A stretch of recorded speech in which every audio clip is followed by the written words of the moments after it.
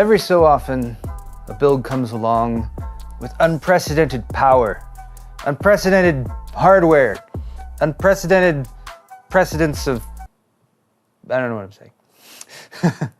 Basically, as a person who does videos about building computers on YouTube, occasionally I get the bug in my brain that says, how far can you go?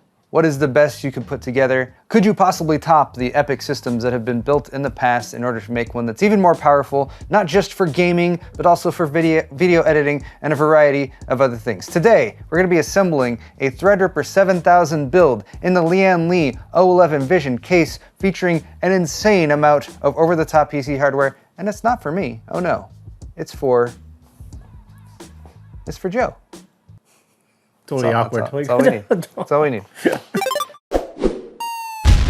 Excellent!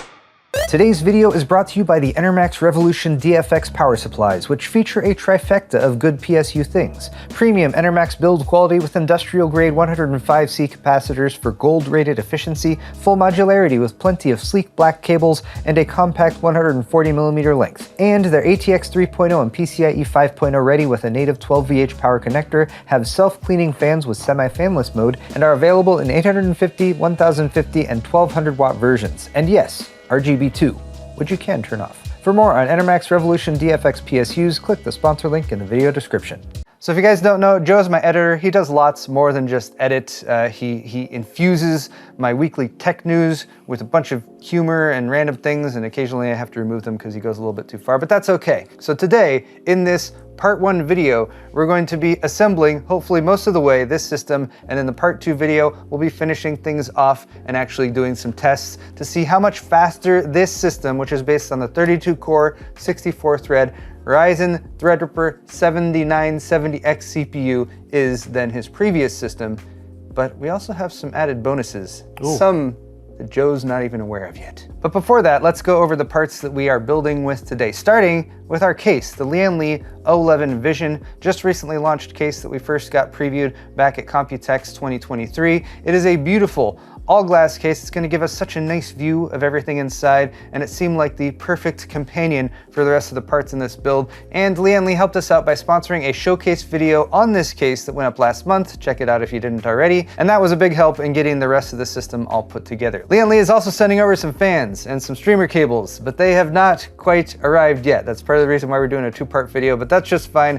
We're gonna see if we can assemble the system without those for now, but let's go over the remaining parts. For our motherboard, we have the Gigabyte TRX 50 Aero D, which is a very nice, clean, black, silver aesthetic motherboard that's gonna blend in very nicely with our build. And if you're actually considering a Threadripper 7000 build, there are only 3 motherboards currently available on the TRX 50 platform, and this one is the most competitively priced. Of course, we're pairing that up with our CPU, the Ryzen Threadripper 7000 series 7970X, 32 core, 64 threads. I have already tested this CPU. So if you want some benchmarks comparing this as well as the 64 core 7870X, which is possibly one of the only major upgrades we could make to this system, but Joe's has agreed that he's gonna be just fine with the 32 core for now.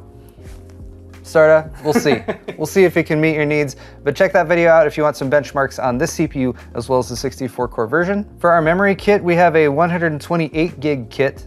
Joe's actually already using a 128 gig setup because he actually often uses that much memory when he's doing stuff like After Effects. So we wanted to make sure we had at least the same amount of memory, but this memory is much faster. It's the G.Skill Zeta R5 Neo, 128 gig, that's 4 32 gig sticks of ECC DDR5 6400 memory. And these are RDIMMs. RDIMMs are not compatible with UDIMMs, so you do need to get RDIMM memory if you're investing in the Threadripper 7000 platform. But this is the same memory kit that I used for all my Threadripper 7000 testing. It performed excellently. We had no trouble at all going through our benchmark tests, and it comes with a nice look, given that this is memory that's typically more geared towards the server. For our graphics card, we're going with an RTX 4090, and our selection was limited somewhat to the RTX 4090s that I had on hand. After parting out some of the build, we realized that due to the PCI Express slot layout on this motherboard, we need to use the top slot with PCI Express bifurcation for our Aorus Gen 4 adding card adapter that we have right up here, which means we're going to need to use a second slot for our graphics card, which is just fine. It's still a full by 16 PCIe Gen 5 slot, but it means that the third slot, which we're planning to install a 4K 60 Pro Elgato capture card to, might conflict with the graphics card if we use something that's very fat. Which is why we're going with this water-cooled RTX 4090 from MSI, their Suprim X, which is maybe just ever so slightly thicker than 2 slots. We're gonna do a test fit today to make sure it all fits in there. This does mean that we have an all-in-one liquid cooler in the build, even though I specifically wanted to go with air cooling for the CPU, but it's okay since it's a really nice RTX 4090. And this unit was returned to MSI and they fixed the thermal pads on it too, so the memory should get adequate cooling as well. Continuing down the line for power, we have an ENERMAX Revolution DFX power supply, 1200 watts in terms of wattage, 80 plus gold rated, fully modular, and it has that crucial 12 VH power connector for connecting up RTX 40 series cards with that cable. You can use a dongle or an adapter if you're running an RTX 4090 and your power supply doesn't have that cable natively, but we're also intending to use some Lian streamer or Strimer cables. Those haven't arrived yet. We're still waiting on those along with the fans, but for the sake of simplicity, having a power supply that has that connector natively is very helpful, and we're gonna make sure we plug it in all the way. This power supply also has RGB. We're attempting to include a somewhat tasteful amount of RGB in this build, but if it goes over the top, that's okay, because this is also the successor to Joe's previous build, which is called Party Monster, because it has a mishmash of parts in there, not necessarily chosen for aesthetics, chosen for power.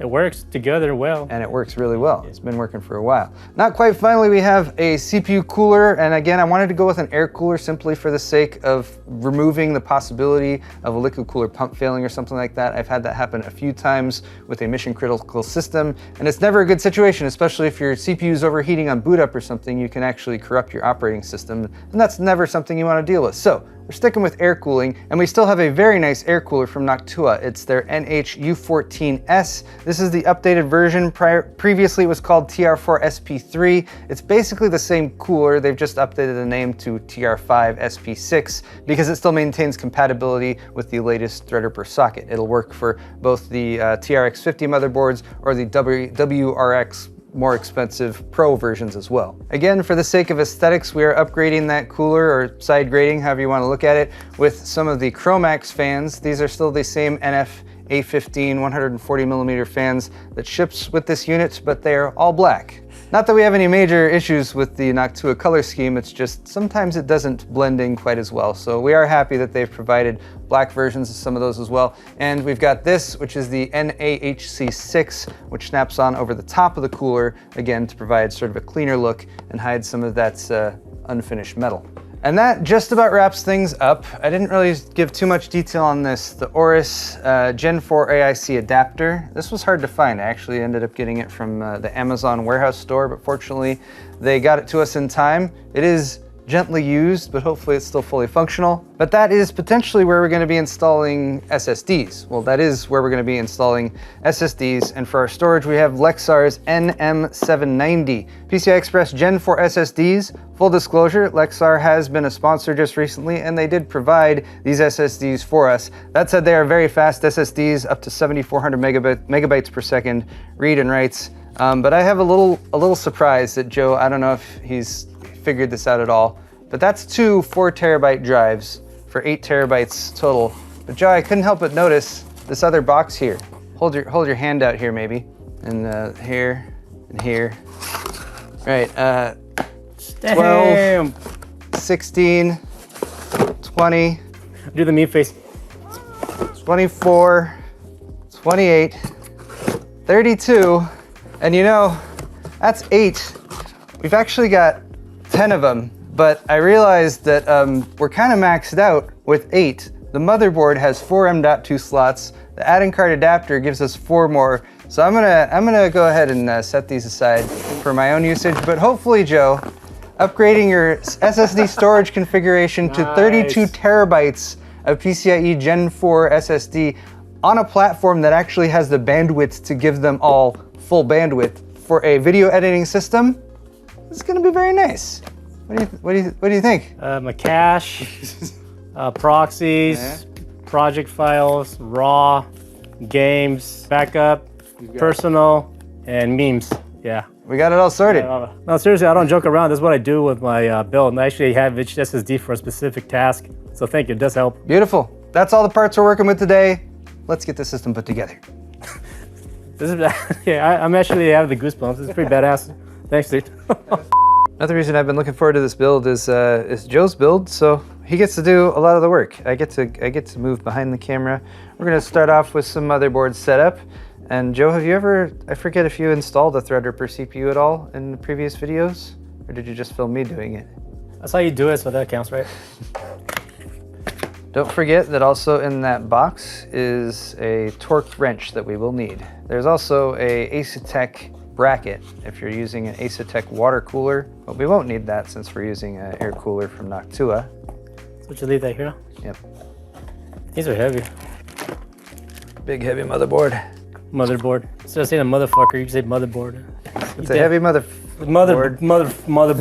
Initial setup is going to include the CPU installation, of course. We will double check the air cooler to make sure if there's any brackets or anything to pre-install, we can do that. We'll pop in the memory and we will start populating the memory slots. I'm sorry, the M.2 slots. This board has 4 M.2 slots surface mounted on the board underneath these heat sinks.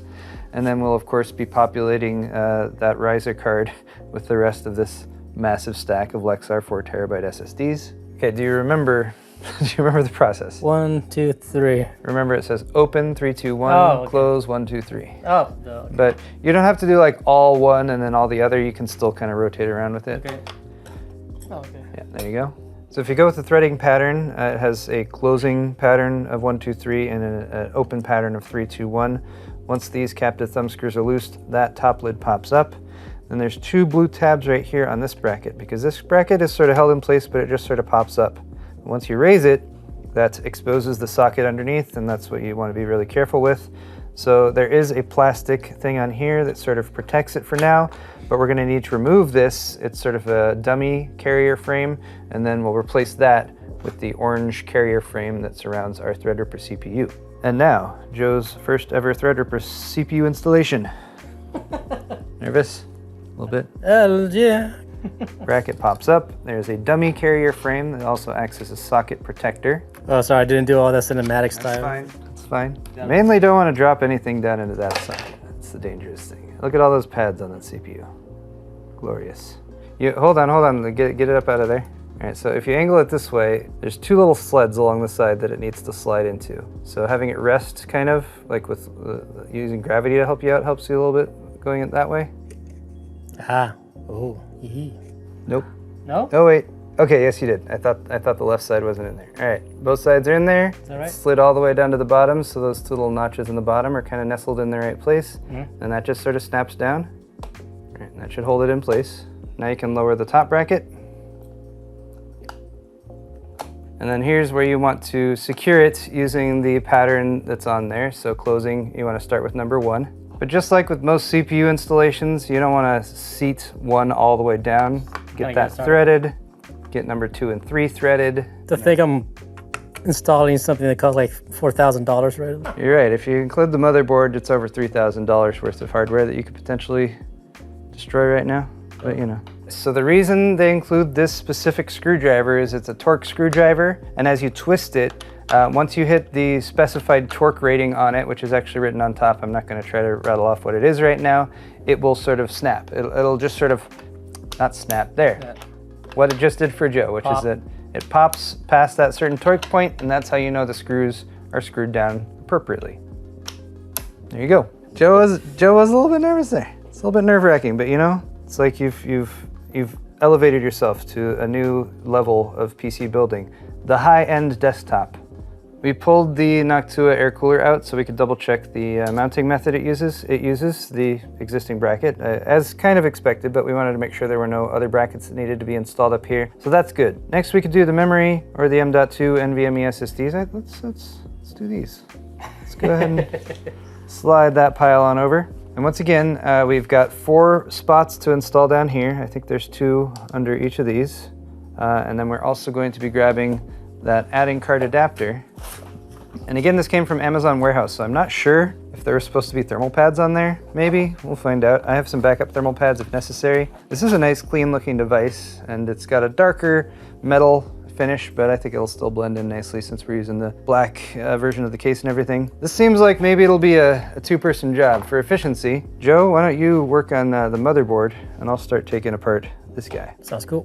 I am happy to report that our add-in card here does have thermal pads on it. Just whoever did use this before peeled that off and then saved the thermal pad covers, which is totally fine.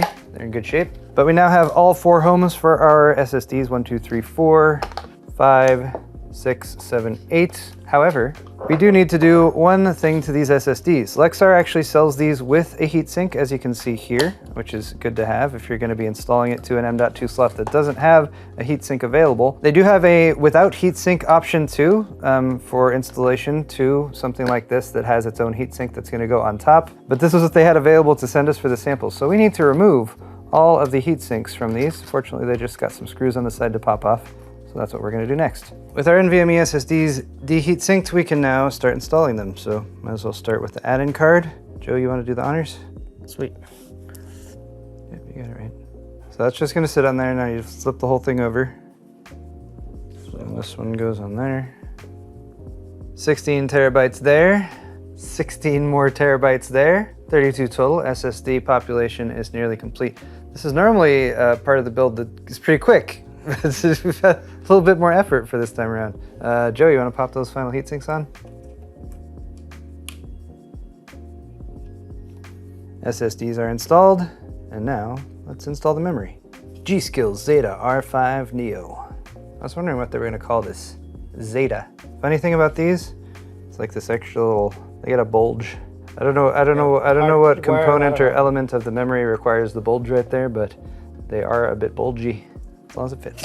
Our next vital step is installing our air cooler, and it comes pre-installed with thermal paste in a very beautiful hex pattern, which is awesome because it means it has great coverage and it's also high quality thermal paste. So we're going to use the pre-installed stuff. 4 mounting points for this cooler that are just going to screw into place, and they do provide you with this guy. Kind of a really long Allen wrench, but it has a ball, like 6-sided nub on the end. I'm probably not using the right terminology for that, but it means you can twist it even if you're coming in at an angle, which is pretty handy. This is actually my first time installing one of these Chromax heatsink covers that Noctua has produced to aid in the aesthetic pleasing finish of their coolers. It's pretty straightforward though. It's got a little plastic piece underneath. Joe, can you pop that out? That pops out and rests on top of the cooler. Then they give you a single metal clip, which you insert along the side under the second fin from the top. That kind of holds that in place. And then the top piece should just sort of slide on, and it's got a couple magnets that hold it in place. You guys might notice that we have a 90-degree rotated socket, which means the Chromax text is gonna need to be one way or the other. It can't go up and down, which is fine. It also means that our fan orientation is gonna be blowing the air that way, actually blowing the air up, which might not be ideal in the case that we're using, but don't worry about that. I'm sure it'll be fine. We're gonna have plenty of airflow. Joe has decided to face the Chromax letters this way, pops on the top, and there we go. Now we just need to install our fans. Getting the NF-A15HS PWM Chromax black swap fans set up. They have a long name because they have these swappable corners. So even though these fans are all black, very pristine, very high power, very good at cooling things and moving air, they don't have RGB.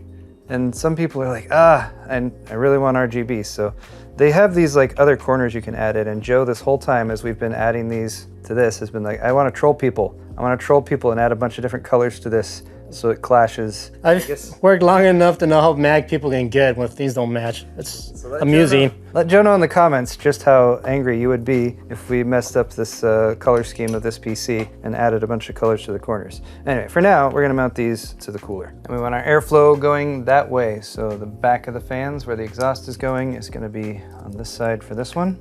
Oh, we gotta take that off first. Oh, I see. To hook it around. That's why they said to mount the fans first. Yeah. Now it makes sense. There, that's good. Cool. Yep. Beautiful. Our motherboard is pretty much set up, as well as the add-in card with the extra M.2s. Let's, what do you think, Joe? Time to install stuff into the case? Yes. To end the video. The O11 Vision. Now, to be clear, we already unboxed this in our showcase video, so it's not like a pristine brand new unboxing. But Joe's gonna be doing the honors, taking it out of the box, trying not to injure himself. I forget Paul's taller than me, so it's like the desk is all. Oh yeah, we can lower the desk, Joe. See, Paul hasn't mounted it yet. Oh, wrong way. Now it's a bit more your height. Degrading me. Degrading you, you're already short. This is something that Paul does. As he's talking, he makes all this noise, so as the mic is right there, and he's like, hey guys, so this is the new CPU. It's like, yeah. I love it when you do that, Paul. Thanks for the feedback, Joe. So yeah, this is heavy, the mic's right against the plastic, get all that noise. Rustle, rustle, rustle. And my impersonation of Paul. Sometimes it gets stuck. Except you just revealed its ass end, Joe. Just fine. Hey, this case looks good from any direction. That's what Joe's trying to say there. Let's install stuff. I wanted the white one, Paul. It's over there in the corner. Need a little bit more workspace here, so we have busted out the Paul's Hardware mod mat right there. Look at that. It's great. It's beautiful.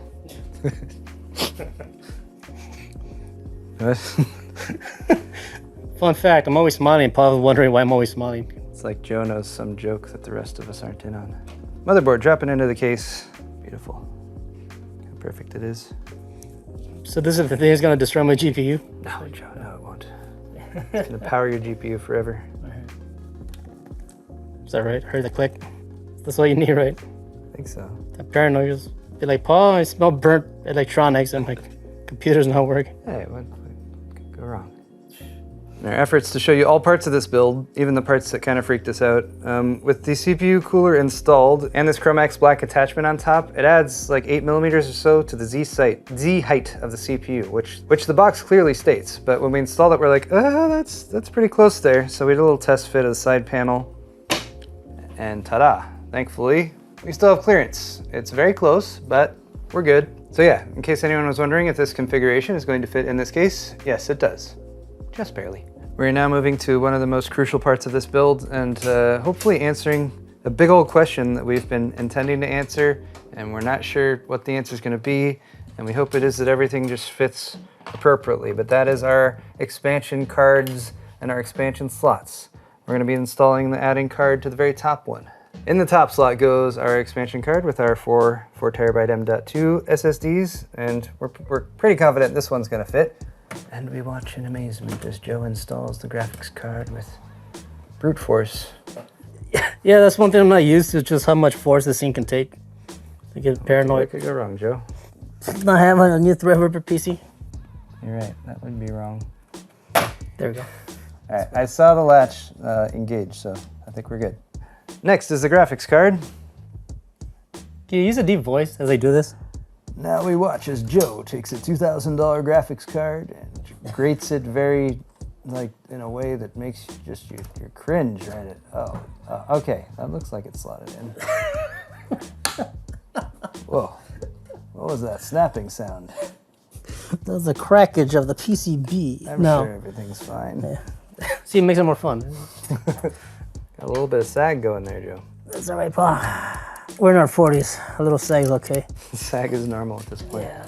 Sure hope we have enough room to angle those tubes. Sure it'll be good. Oh, you're right. No, it should be fine. It'll be fine. Yeah, of course. Everything's fine. Everything's fine. Yeah, so we're gonna put the rad over there. Probably put the tubes on the bottom. Isn't that the rule? Like, this thing's supposed to be in the bottom? Yeah. Take Jesus just popped out, but like you're doing it wrong. We'll just set it in there right now, and then Steve pops out. It's like, ah! Right. No. As long as the pump unit is below the highest point in the loop, that's what you're aiming for. Card number 3, 4K capture card. Will it fit? Give me the BBC deep voice. Is there clearance? Yeah, it's like right up against it. It's like... That's why this is a liquid-cooled graphics card, Joe. We don't need to worry about like blocking a fan right there, because there is no fan right there. There we go. It's in. Oh, good, yeah. Look at that. Perfect. It can work as a heatsink, right? Ideal, yeah, it's gonna... I'm like, if people are wondering why I'm getting a capture card, so I'm trying to get my girlfriend to play video games, so I'm gonna like capture her gameplay. That's basically it. Everyone subscribe to Joe's girlfriend's Twitch channel. Should be playing with cat ears and showing cleavage, right? Because that's what makes money. Oh man, demonetized again. After a bit of assessments and a closer look at this Elgato 4K capture card, you can probably tell it is directly up against the shroud for our RTX 4090, which is not ideal. There's potentially things we could do to sort of get around that, possibly adding some padding in there for some insulation. Right now, we're just gonna go the easy route, and we're gonna not use the 4K capture card for now. We do have some potential ways that we might add a 4K capture card in the future. Of course, there's external USB ones, but we would like to use that lowest PCIe slot if possible. So we're gonna table it for now. We'll figure some things out. We might use like an extension or something like that to maybe drop a card in lower down here. Of course, we'd have to figure out how to mount it properly and how to do the IO and everything like that. So, but yes, let us know in the comments what you guys think about the situation, what you would do if you were in the same situation. We're gonna leave it out for now, and as we come back with a follow-up video, we might bring it back. So very much interested in your feedback in the comments section down below.